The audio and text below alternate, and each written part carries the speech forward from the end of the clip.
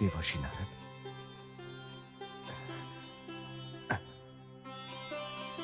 देवर्षि नारद, प्रणाम। आयुष्मान भव।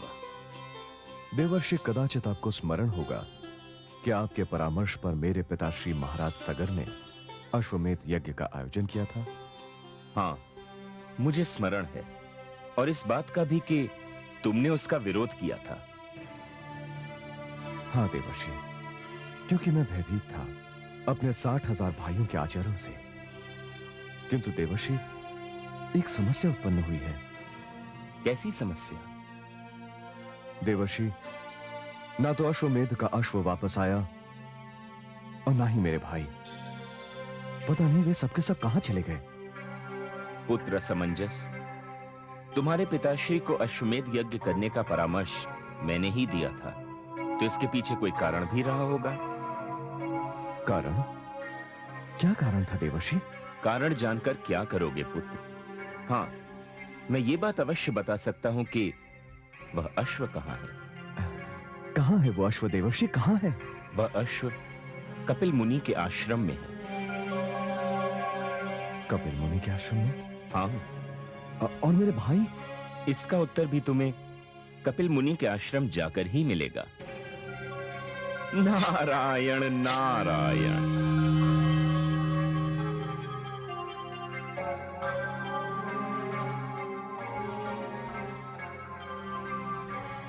कपिल मुनि का आश्रम।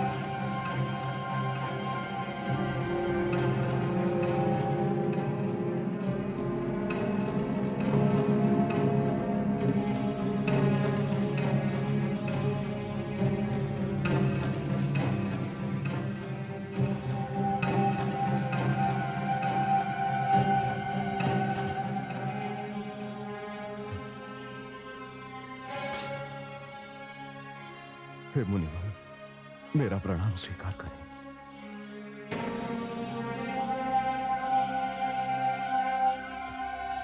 कौन हो तुम?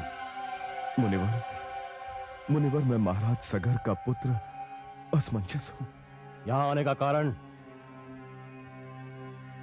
मुनिवर, मैं अभी अभी अपने 60,000 भाइयों के जले हुए मृत शरीर की राख देखकर आ रहा हूं। हाँ, हाँ, उन्होंने यहां आकर मेरा अपमान किया, मुझ पर अश्व की चोरी का दोष लगाया, धृष्टता की मेरे साथ। तब मैंने क्रोध में आकर उन्हें शाप दे दिया और वे सब जलकर भस्म हो गए। तुम क्यों आए हो यहां? हे मुनिवर, मैंने अपने पिताश्री को चेतावनी दी थी कि वे ये अश्वमेध यज्ञ ना करें, क्योंकि मैं अपने उत्पाती भाइयों का स्वभाव जानता था। किंतु मुनिवर, परिणाम वही हुआ जिसका मुझे भय था। तो क्या तुम भी मुझे दोषी समझते हो? नहीं मुनिवर, कदापि नहीं। उनकी धृष्टता के लिए मैं आपसे क्षमा याचना करता हूं मुनिवर। मुनिवर, वे उत्पाती अवश्य थे, किंतु अज्ञानी थे। उनका अपराध क्षमा कर दीजिए मुनिवर। मेरे क्षमा करने से क्या वे जीवित हो जाएंगे? किंतु उन्हें इस पाप से मुक्ति मिल जाएगी मुनिवर। उन्हें क्षमा कर दीजिए।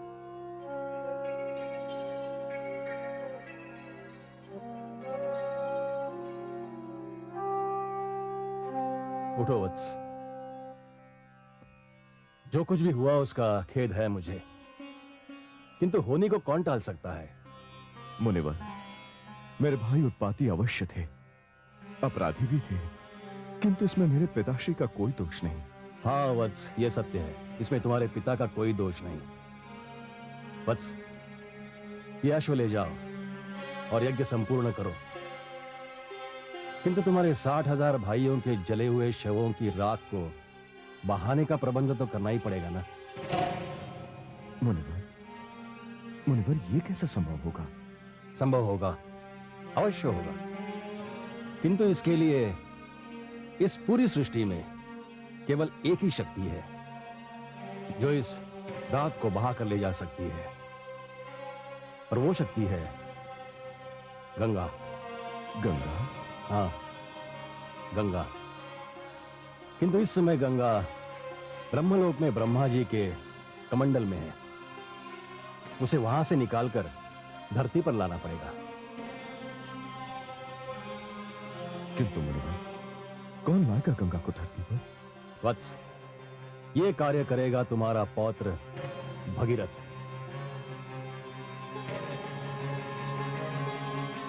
भागीरथ? हाँ वत्स, भगीरथ की तपस्या से देवलोक से गंगा धरती पर आएगी और इस राख को बहा देगी, उन्हें मोक्ष प्रदान करेगी। हाँ मुनिवर, हाँ, कोई भागीरथ ही होगा जो गंगा को धरती पर लाएगा। नारायण नारायण। माते, अपने पुत्र को दर्शन दीजिए।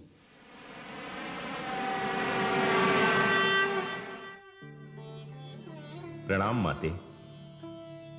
माते, आज मैं बहुत प्रसन्न हूं। मैंने आपको जो आश्वासन दिया था वो पूरा होने का समय आ गया है। अर्थात माते, मैंने ऐसी परिस्थितियां उत्पन्न कर दी हैं, ऐसी रचना रच दी है कि देवी गंगा को धरती पर आना पड़ेगा, और देवी गंगा के धरती पर आते ही आप इस श्राप से मुक्त होकर ब्रह्मलोक वापस लौट जाएंगी। किंतु पुत्र, देवी गंगा को धरती पर लाने में कौन सा फल होगा? देवता, दानव या मानव? माते, ये सौभाग्य तो केवल मानव को ही प्राप्त हो सकता है। मानव को? हाँ माते, मानव। मानव? कौन है वो? इक्ष्वाकु वंश का राजकुमार भगीरथ। भगीरथ? हाँ माते, भगीरथ के ही प्रयास से देवी गंगा धरती पर वापस आएंगी। प्रणाम माते।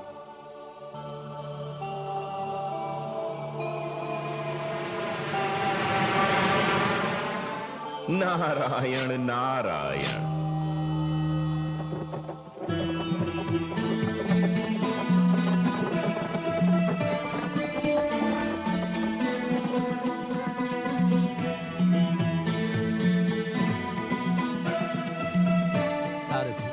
उस आश्रम की ओर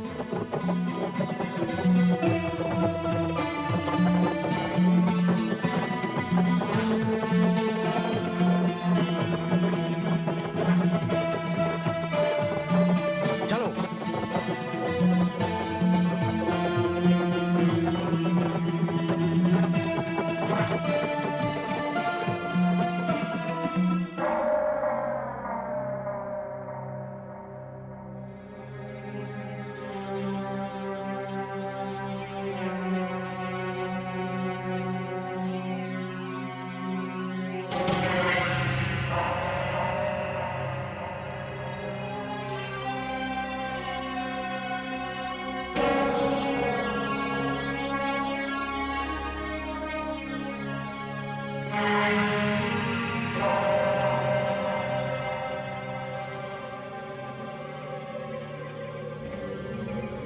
हे पुत्र, हे भगीरथ, हमारा उद्धार करो। एक लंबी अवधि से हमारी आत्माएं कष्ट भोग रही हैं। हमारा उद्धार करो पुत्र, हमें इस कष्ट से मुक्ति दिलाओ।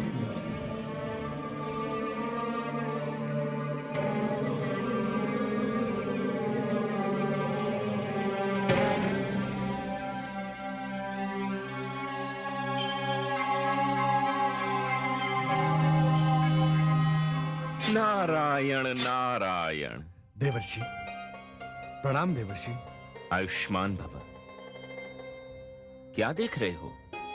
देवर्षि, मैं तो आखेट के लिए निकला था। एक हिरण का पीछा करते करते यहां तक आ गया। वो हिरण तो मेरी आंखों से ओझल हो गया देवर्षि। ऐसा लगता है वो हिरण मायावी था। किंतु देवर्षि, ये सब क्या है? इन रात की ढेरियों से निकले हुए ये लोग कौन थे जो मुझे पुत्र कहकर संबोधित कर रहे थे? वे क्या चाहते थे मुझसे? महाराज भगीरथ, इन रात की ढेरियों से निकली हुई ये आपके पितरों की आत्माएं थीं। मेरे पितरों की आत्माएं? हाँ महाराज, आपके पितरों की आत्माएं। किंतु देवर्षि, ये राख की ढेरियां, ऐसा प्रतीत होता है कि यहां कोई भयानक अग्निकांड हुआ हो। महाराज भगीरथ, क्या आप इस अग्निकांड के विषय में कुछ नहीं जानते? नहीं देवर्षि, यदि आप जानते हैं तो मुझे बताइए। महाराज, ये सब कपिल मुनि के शाप से भस्म हो गए थे। इनका उद्धार केवल आप कर सकते हैं। मैं? हाँ महाराज, आपके पितरों की आत्माएं आपके प्रयत्न की प्रतीक्षा कर रही हैं महाराज। इनकी मुक्ति केवल आपके द्वारा हो सकती है। किंतु देवर्षि, यह कार्य मैं किस प्रकार कर सकता हूं? महाराज, इस कार्य के लिए आपको पतित पावनी गंगा को धरती पर लाना होगा। देवर्षि, गंगा धरती पर कैसे आएगी? महाराज, आप इस घटना से अब तक अनजान थे। मैं आपको यहां तक ले आया। अब गंगा को धरती पर लाने का मार्ग तो आपको ही ढूंढना होगा। यह आपका कर्तव्य भी है और धर्म भी। मैं चलता हूं। नारायण नारायण।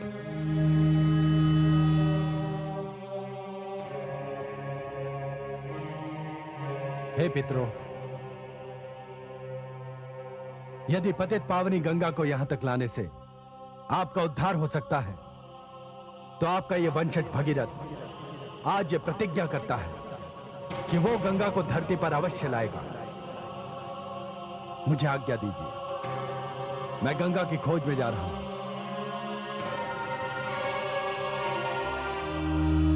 नारायण नारायण। माते, माते,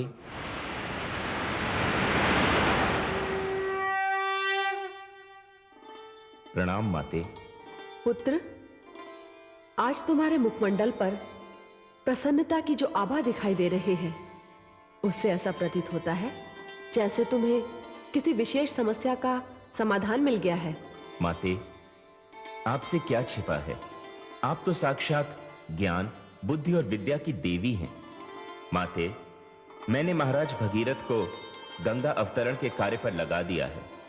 बहुत शीघ्र देवी गंगा धरती पर उतर जाएंगी और उसके बाद आप पुनः ब्रह्मलोक से ज्ञान और कला का प्रसाद सारी सृष्टि को बांटना आरंभ कर देंगी।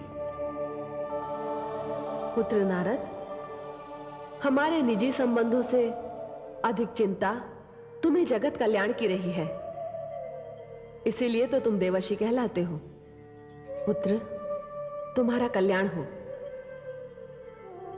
मैं गंगा के धरती पर उतरने की प्रतीक्षा करूंगी एवं सगर के पुत्रों के उद्धार के पश्चात तीर्थों के राजा प्रयाग में गंगा से मिलूंगी। प्रणाम माते।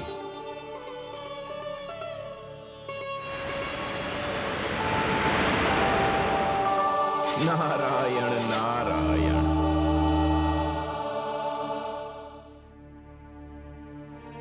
माते,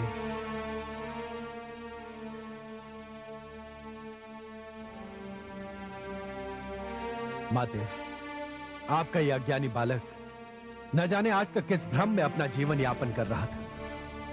मुझे आज ज्ञात हुआ है कि मेरे पितरों की आत्माएं अकाल मृत्यु के कारण भटक रही हैं और मैं अज्ञानी रात सुख का भोग कर रहा हूं, आखेट और क्रीड़ा में मग्न हूं।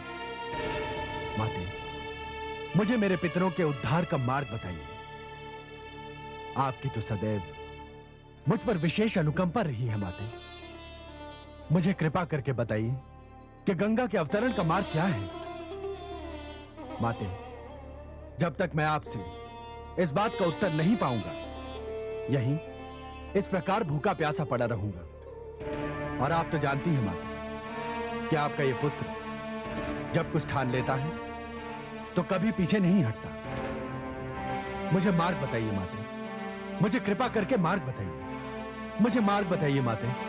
हाँ, मुझे ज्ञात है।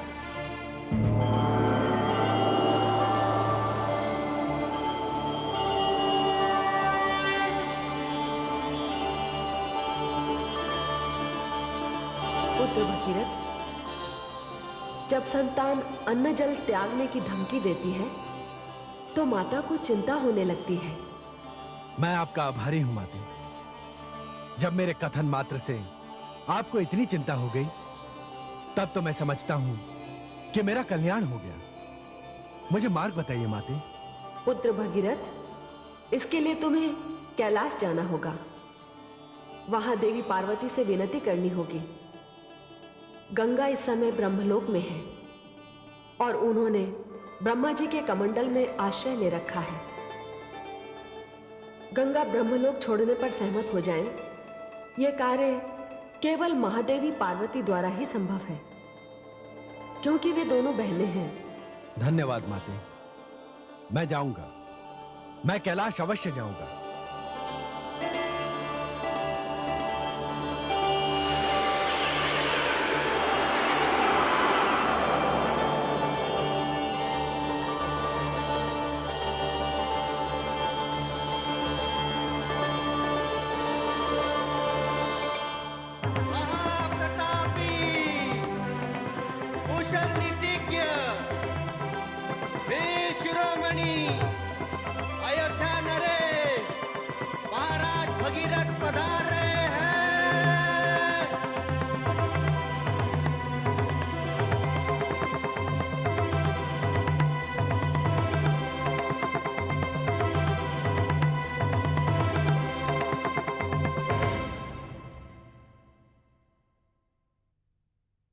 महाराज की जय हो।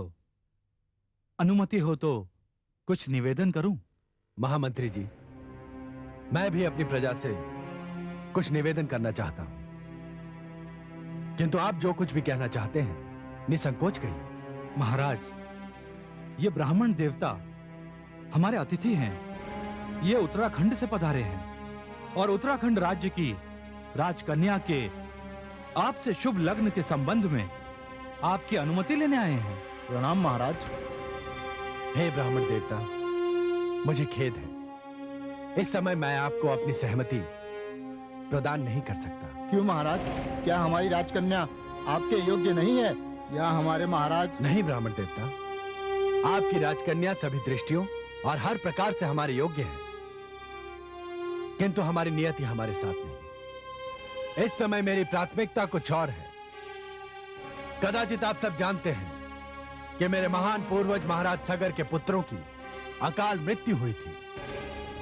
उनकी अकाल मृत्यु हुई, अब मेरी प्राथमिकता है और इस विशेष कार्य को पूर्ण करने के लिए मैंने वैराग्य लेने का निर्णय ले लिया है।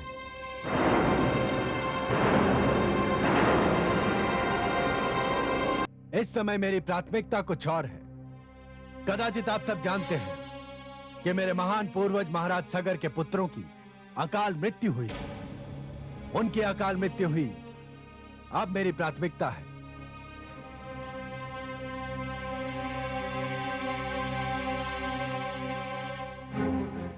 और इस विशेष कार्य को पूर्ण करने के लिए मैंने वैराग्य लेने का निर्णय ले लिया है।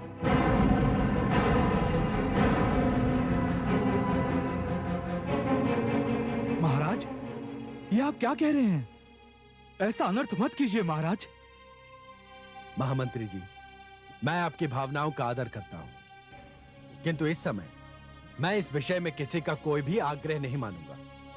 मैं निर्णय ले चुका हूं और आदिशक्ति देवी भुवनेश्वरी को साक्षी मानकर मैं आपको अपने राज्य के संचालन का भार दे रहा हूं। राजकाज चलाने के लिए जो भी प्रतिनिधि चुनेंगे, वही मेरे उद्देश्य पूर्ति होने तक अयोध्या के राजकाज का संचालन करते रहेंगे। मैं भगीरथ आज से अपना सिंहासन त्याग कर माता गंगा की खोज में जा रहा हूं।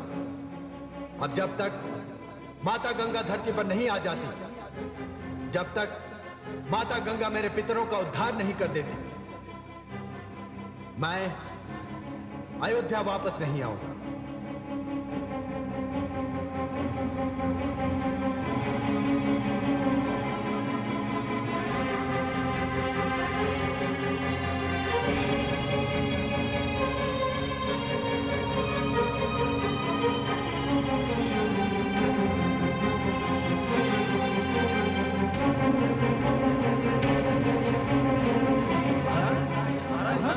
मत जाइए महाराज, हम पर कृपा कीजिए। महाराज, तुम्हें किसके आश्रय पर छोड़कर जा रहे हैं महाराज?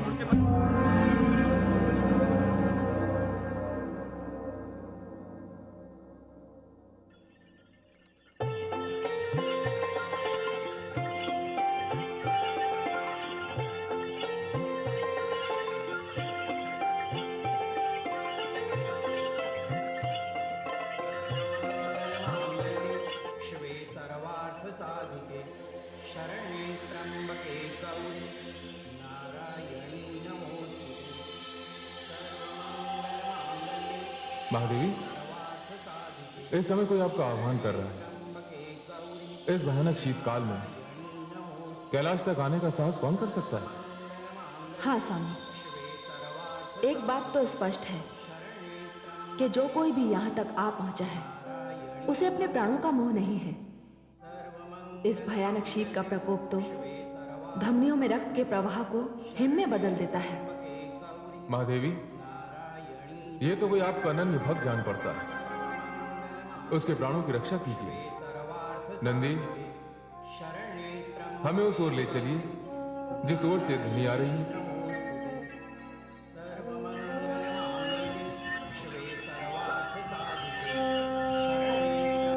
सर्वमंगल मांगल्ये शिवे सर्वार्थ साधिके शरण्ये त्र्यंबके गौरी नारायणी नमोस्तुते। सर्वमंगल मांगल्ये शिवे सर्वार्थ साधिके शरण्ये त्र्यंबके गौरी नारायणी नमोस्तुते। सर्वमंगल मांगल्ये शिवे सर्वार्थ साधिके शरण्ये त्र्यंबके गौरी नारायणी नमोस्तुते। सर्वमंगल मांगल्ये शिवे सर्वार्थ साधिके शरण्ये त्र्यंबके गौरी नारायणी नमोस्तुते। महादेवी, वो रहा आपका उपासक। शिवे सर्वार्थ साधिके आप जाइए शरण्ये त्र्यंबके और उसके संकट का निवारण कीजिए। नारायणी नमोस्तुते। मेरी समाधि का समय हो गया। मांगल्ये मैं ध्यान स्थल की ओर प्रस्थान करता हूं। साधिके शरण्ये त्र्यंबके गौरी नारायणी नमोस्तुते।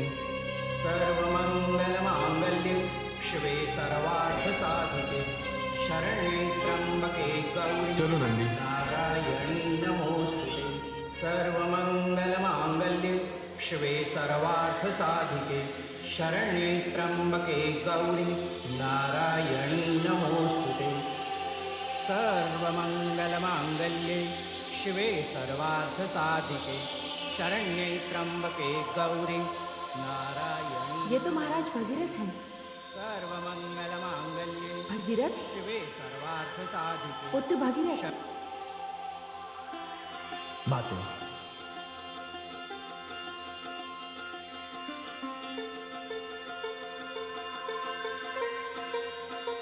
माते, मैं आपके दर्शन के लिए आया था, किंतु ज्ञात हुआ कि आप और देवाधिदेव कैलाश पर नहीं हैं। मैंने निश्चय किया कि मैं आपकी यहीं प्रतीक्षा करूंगा।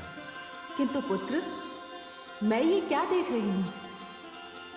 तुमने राजसी वस्त्रों का त्याग करके ये वैरागियों के वस्त्र क्यों धारण कर लिए? पुत्र, यहां आने का कारण? माते, आपसे क्या छिपा है? आप तो सब कुछ जानते हैं।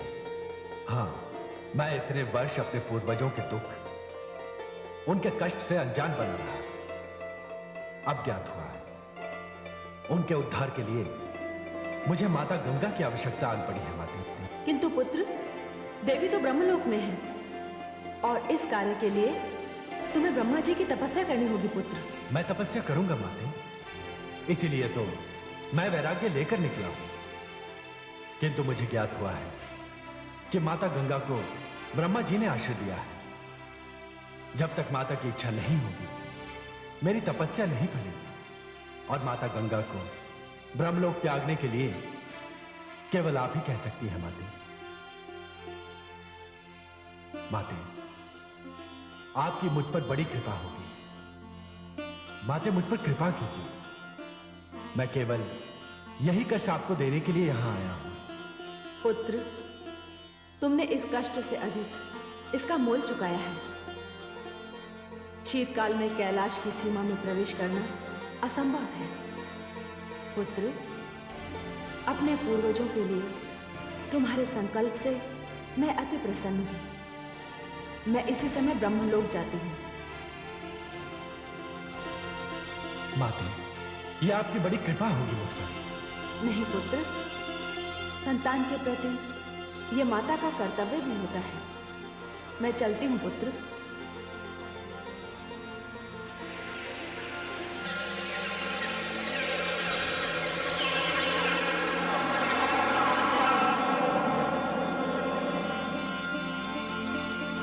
पुत्र, जब तक तुम्हारा कार्य संपन्न नहीं होता, यह कुटिया तुम्हारा आश्रय स्थल होगी। नहीं माते, इस सुविधा के लिए मैं आपका आभारी हूं, किंतु मैंने सौगंध ली है कि जब तक मेरा कार्य सिद्ध नहीं होता, मैं विश्राम नहीं करूंगा। इसीलिए मैंने राजपाट त्याग करके वैराग्य लिया है। मैं यहीं बैठा आपकी प्रतीक्षा करूंगा माते।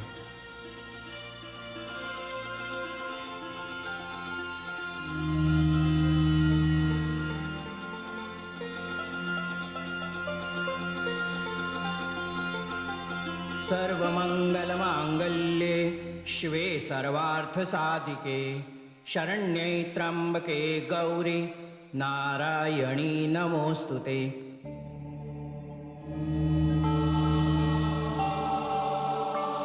दीदी, दीदी,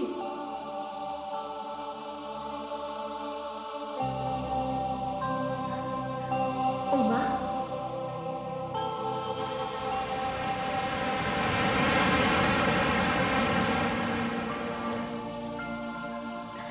प्रणाम दीदी। आयुष्मान भव। तुम्हारा आगमन इतना आकस्मिक है, किंतु इतना सुखद कि मैं अपने आश्चर्य पर आश्चर्यचकित हूं। दीदी, कितना समय बीत गया आपको देखे हुए। आपका कैलाश आगमन नहीं हुआ?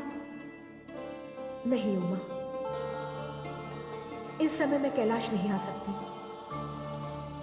तुम्हें कदाचित ज्ञात नहीं है कि मुझे देवी सरस्वती का शाप है। मुझे धरती पर जाना होगा और पापियों के बीच रहना होगा। इस बात को जाने दो, तुमने अपने आने का कारण नहीं बताया।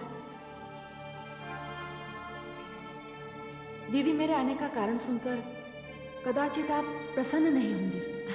उमा, ये तुम क्या कह रही हो? तुम मेरी छोटी बहन हो। इन्हीं हाथों में मैंने तुम्हारे बालपन के दर्शन किए हैं। इस संसार में तुम मुझे सबसे अधिक प्रिय हो। फिर तो आपको मेरा निवेदन स्वीकार करना होगा दीदी। बताओ, क्या बात है? कैसा निवेदन? आपको मेरे लिए धरती पर जाना होगा। क्या? ये तुमने क्या कह दिया उमा? मेरी समस्या सुनने के पश्चात भी तुमने मुझसे क्या मांग लिया? दीदी, आप मेरे इस कारण का कारण नहीं जानती।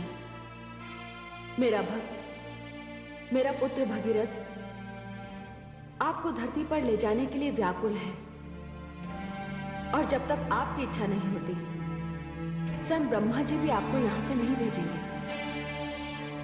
दीदी, आपको धरती पर जाना होगा। दीदी, तुमने मुझे उलझा दिया है उमा। क्या बताऊं, तुम्हारे प्रति स्नेह इतना अधिक है कि उसके होते हुए मेरे समक्ष किसी भी कष्ट का कोई अर्थ ही नहीं है। किंतु मुझे धरती पर ले जाने के लिए भगीरथ को ब्रह्मा जी की तपस्या करनी होगी। ब्रह्मा जी को तो भगीरथ प्रसन्न कर लेगा, किंतु आपको मेरे समक्ष धरती पर जाने की इच्छा प्रकट करनी होगी, क्योंकि तपस्या के पश्चात ब्रह्मा जी भी भगीरथ से यही कहेंगे कि वे आपको आपकी इच्छा के बिना ब्रह्मलोक से नहीं निकालेंगे। ठीक है उमा, मैं जानती हूं कि यह शाप तो पूरा होकर ही रहेगा। जाओ, भगीरथ से कह दो कि वो ब्रह्मा जी से इसके लिए अनुमति ले ले। दीदी, ये आपका उपकार है। दीदी, मुझे इस समय सबसे अधिक चिंता भगीरथ की है, जिसे शरद ऋतु में कैलाश पर रहने का अभ्यास नहीं है। दीदी, मुझे अब जाना होगा, और अब तो आपने धरती पर आने का वचन भी दे दिया है। आपके दर्शन आप कैलाश पर ही होंगे। प्रणाम दीदी। आयुष्मान भव।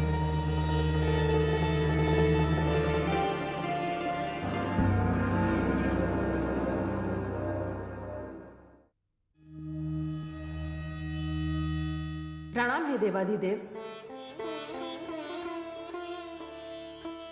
महादेवी, आपको देखकर ऐसा प्रतीत हो रहा है कि आपका कार्य संपन्न हो गया है। हाँ प्रभु, आप तो जानते हैं मैं कहां से आ रही हूँ।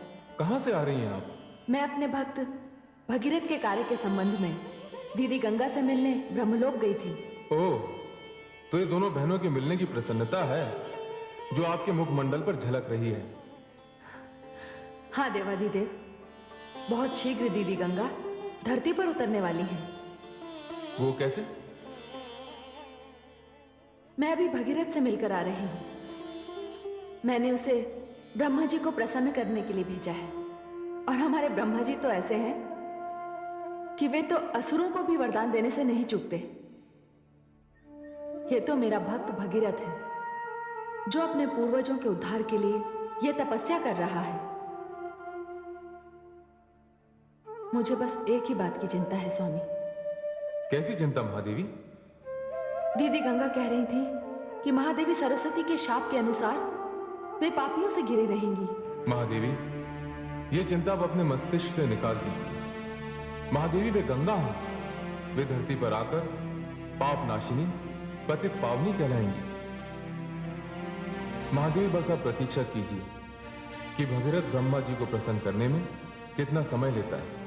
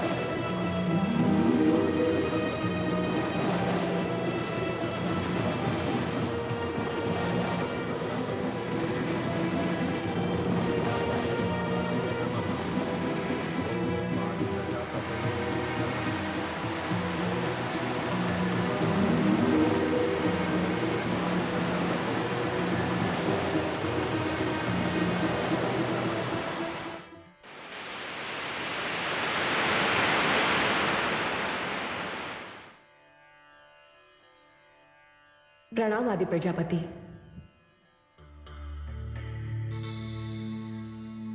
अरे देवी गंगा, क्या बात है?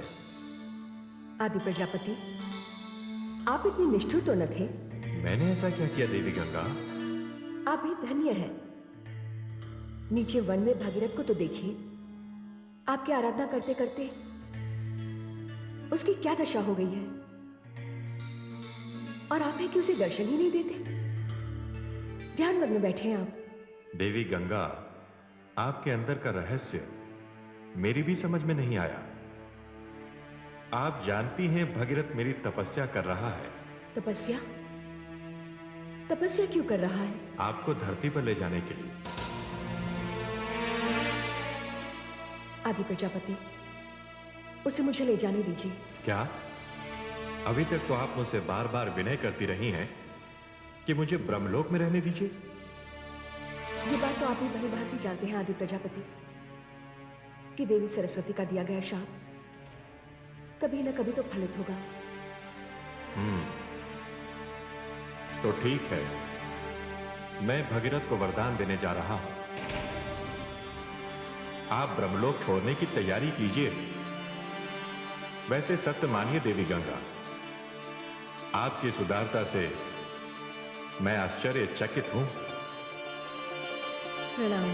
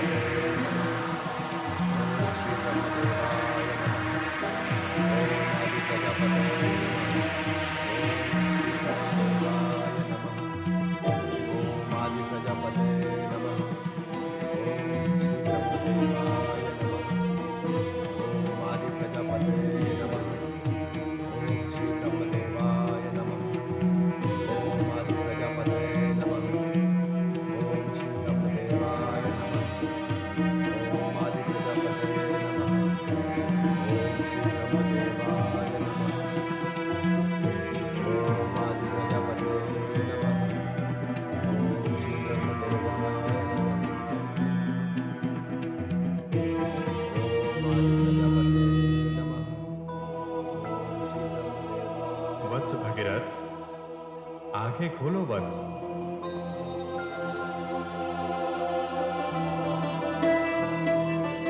मैं ब्रह्मा हूं वत्स, बोल तुझे क्या वर चाहिए?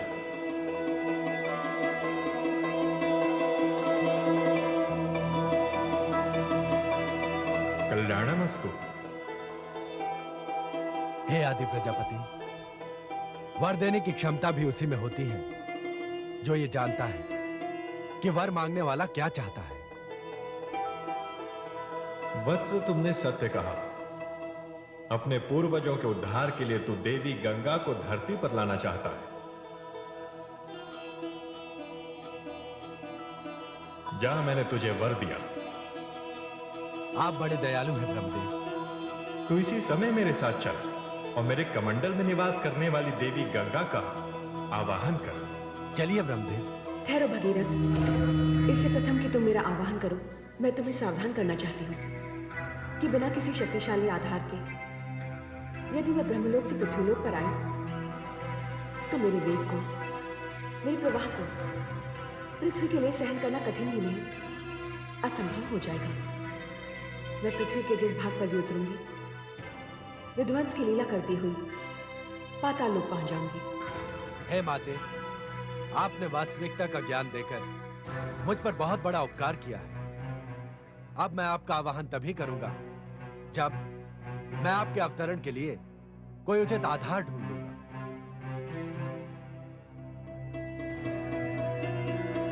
आयुष्मान भव।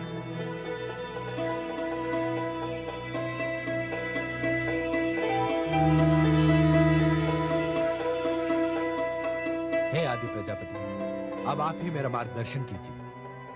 आप ही मुझे बताइए कि मैं माता गंगा के लिए किसका आवाहन करूं।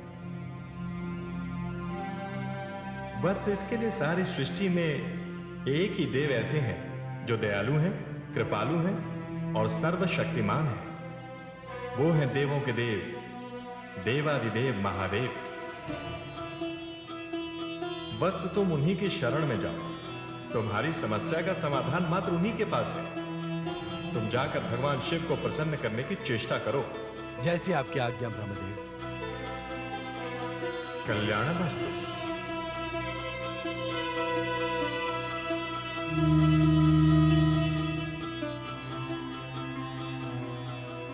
हे भोले शंकर, हे महादेव, मैं आपकी शरण में आ रहा हूं।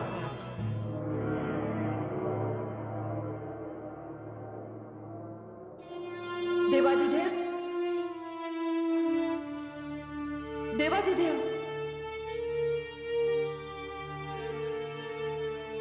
देवाधिदेव। क्या बात है महादेवी? हे प्रभु, मेरा भक्त भगीरथ आपका आह्वान कर रहा है। उसने अन्न जल का त्याग कर दिया है। प्रभु, उसे दर्शन दीजिए प्रभु। किंतु महादेवी, अब उसके समक्ष क्या समस्या है? आपने तो उसकी मुख्य समस्या का समाधान कर दिया है। यह तो मैं नहीं जानती प्रभु, किंतु आप उसे शीघ्र दर्शन दीजिए और उससे पूछिए कि उसकी समस्या क्या है। हे महादेवी, संसार इसीलिए आपको जगदम्बा के नाम से पुकारता है। पुत्र को कष्ट में देखकर आप विह्वल हो उठी। आप चिंता न करें महादेवी, मैं वहीं जा रहा हूं जहां आपका पुत्र मेरे ध्यान में लीन मेरा आवाहन कर रहा है।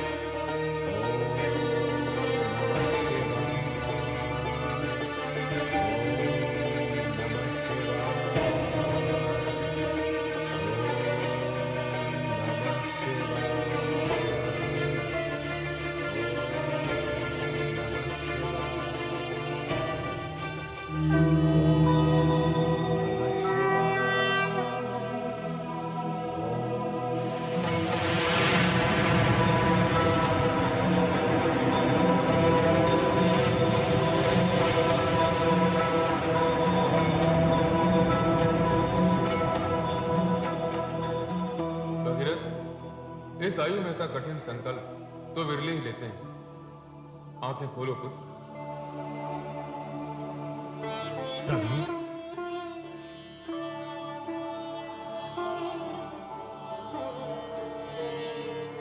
जय शिव शंकर। भगीरथ, तुम तो महादेवी पार्वती के प्रिय भक्तों में से हो। तुम्हारे लिए तो वो स्वयं ब्रह्मलोक गई थी। कहो वत्स, तुम्हें मुझसे क्या वर चाहिए? हे प्रभु, हे देवाधिदेव, आपकी कृपा के बिना तो मेरा पूरा प्रयास ही निष्फल हो जाएगा। प्रभु, माता गंगा पृथ्वी पर आने के लिए तत्पर है। मैं जैसे ही उनका आवाहन करूंगा वह ब्रह्मलोक से चल पड़ेंगे। किंतु प्रभु, उन्हें पृथ्वी पर धारण कौन करेगा? ब्रह्मलोक से पृथ्वी की ओर आते समय उनका वेग इतना प्रबल होगा कि जिसे सहन करने की क्षमता धरती के किसी भाग में नहीं होगी। वो धरती का विध्वंस करती हुई पाताल लोक चली जाएंगी। ऐसी स्थिति में हे देवादिदेव, मेरे उद्देश्य की पूर्ति नहीं होगी। मैं समझ गया पुत्र। तुम्हें पृथ्वी पर गंगा को धारण करने के लिए उनका अपना एक स्थायी निवास चाहिए। वैसे यह सत्य है कि गंगा बहुत विशाल है, बहुत शक्तिशाली है, उनका प्रभाव बहुत प्रबल है, इसलिए उन्हें सरलता से बांधा नहीं जा सकता। भगीरथ, तुम उनका आह्वान करो। ब्रह्मलोक से पृथ्वी पर आ रही प्रलयकारी गंगा का निवास स्थान मेरी जटाओं में होगा। मैं उन्हें अपने मस्तक पर रोकूंगा। आप धन्य हैं प्रभु, आप धन्य हैं। आपने मुझ पर, मेरे कुल पर और मेरे पूर्वजों पर बहुत बड़ी कृपा की। मैं माता गंगा का आह्वान करने जा रहा हूं प्रभु।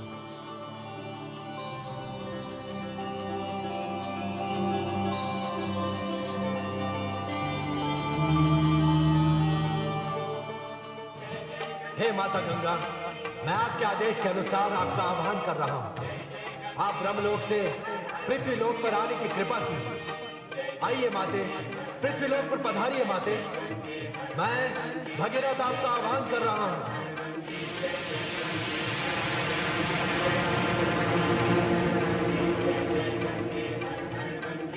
हे आदि प्रजापति, मैं धरती पर जा रही हूं। आपने इतने समय तक मुझे आश्रय दिया, इसके लिए मैं आपकी आभारी हूं। प्रणाम।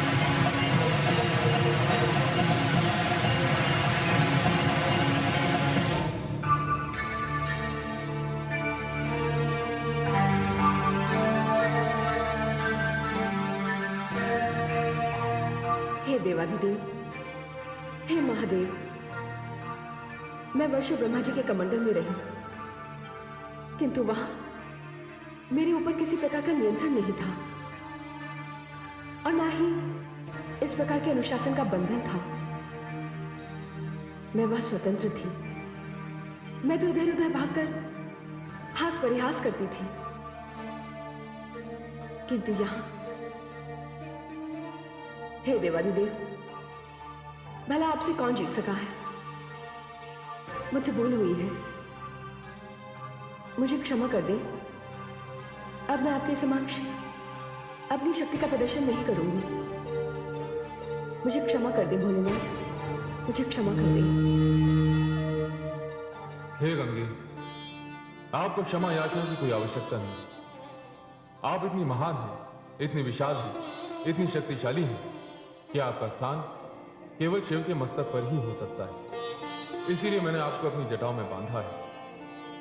आप तो तीनों पथों पर गमन करें, आकाश, धरती एवं पाताल। हे देवाधिदेव, श्री हरि विष्णु के चरणों से जो मेरी यात्रा आरंभ हुई है, वो आपकी जटाओं में आकर समाप्त हो गई। नहीं देवी, अभी आपकी यात्रा समाप्त नहीं हुई, अभी तो आपकी यात्रा आरंभ होनी है। आपको यहां तक लाने वाला मेरा नन्हा भक्त भगीरथ अभी भी विस्मय से आकाश की ओर देख रहा है। वो समझ नहीं पा रहा है कि आप कहां लुप्त हो गई। आप अपनी यात्रा से थकान का अनुभव कर रही हैं। आप तनिक विश्राम कीजिए, मैं भगीरथ की जिज्ञासा शांत करके आता हूं। हे महादेव, जिस प्रकार आपने मुझे स्वीकार किया है, मुझे अपनी जटाओं में स्थान दिया है, मेरी प्रार्थना है कि मेरा ये स्थान सदैव बना रहे। देवी गंगे, ये तो आपका स्थायी निवास ही हो गया। आप हरिप्रिया थी, आपने ब्रह्मलोक में निवास किया, अब आप हर प्रिया कहलाएंगी। देवी, समस्त संसार के लिए ब्रह्मा, विष्णु और मैं तीन भिन्न रूप हैं, किंतु सत्य यह है देवी कि हम तीनों एक ही हैं। मैं ही ब्रह्मा हूं, मैं ही विष्णु हूं, मैं ही शिव। विष्णु ही विष्णु हैं, विष्णु ही ब्रह्मा हैं, विष्णु ही शिव। ब्रह्मा विष्णु है, ब्रह्मा ही शिव।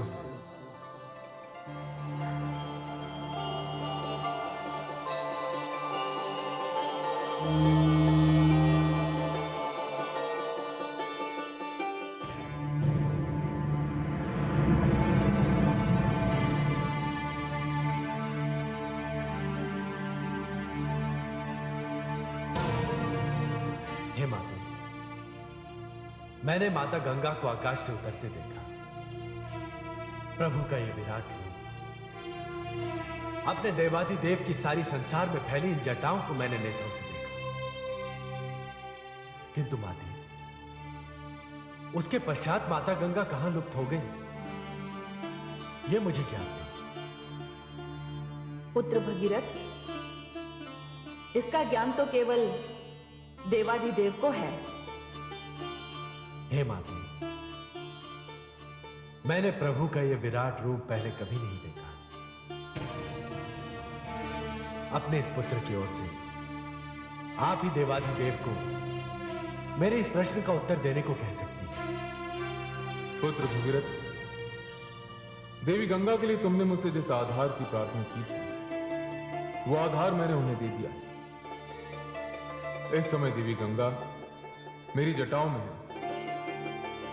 यदि मैं अपनी जटाओं को इतनी विशालता नहीं देता, तो देवी गंगा के वेग को रोक पाना असंभव होता।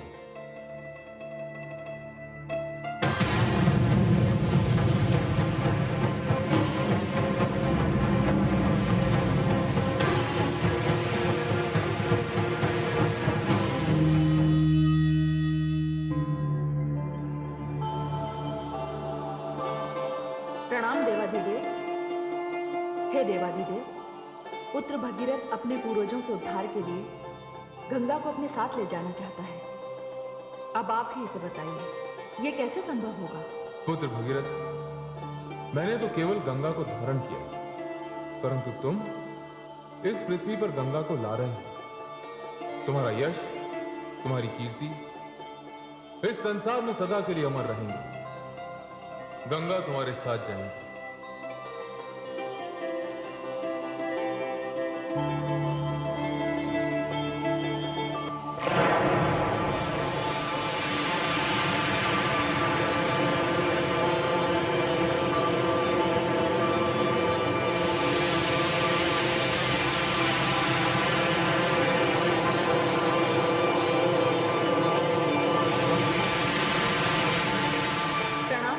प्रणाम माता। दीदी,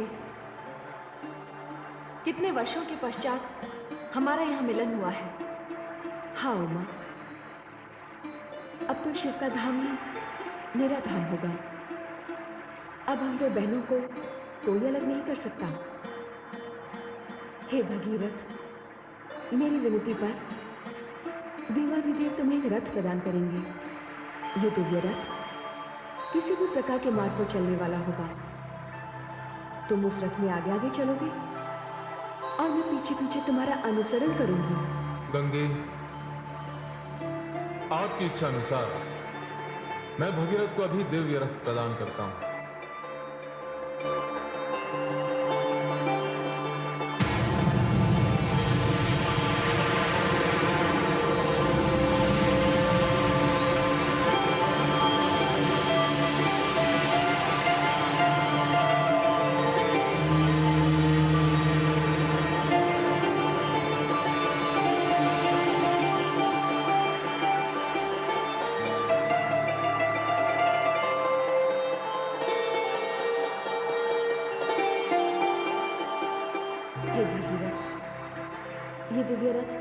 तुम्हारा है।